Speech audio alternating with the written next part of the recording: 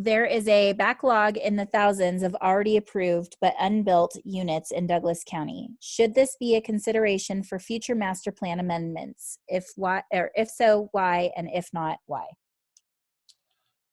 So yes, the answer is yes, it should be considered. And I believe it usually is considered because it's part of the findings that each application has to make findings that are required, that are, are they adversely affecting and the need for what they're doing and these things. So they have to produce and write these findings. And then that's pretty much what the board actually votes on, is whether or not the developer or whoever puts it forward is meeting those findings. So that is already a consideration as far as I'm concerned.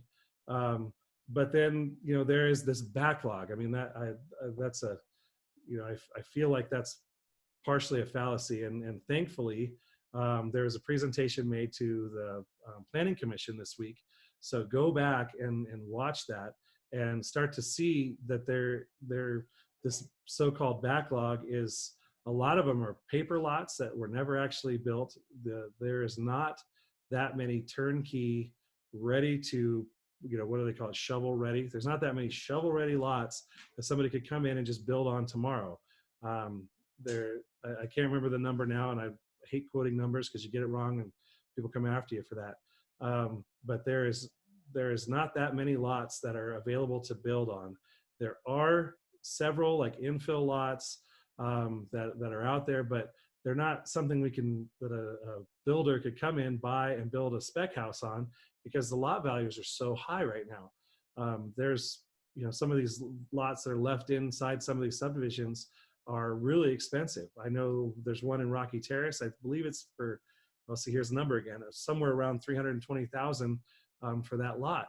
And if you're going to buy a house for $320,000, that's just the lot. So your interest and everything else on top of that. And then to build a house that's going to be complementing that, you're going to be $400,000 easy into that. So you're going to be close to $1 million home on that. And that's just not something that a lot of builders are willing to risk. They're going to be putting out $700,000 plus interest. So say $800,000 to get back $200,000. That's a huge risk for a small reward or small return.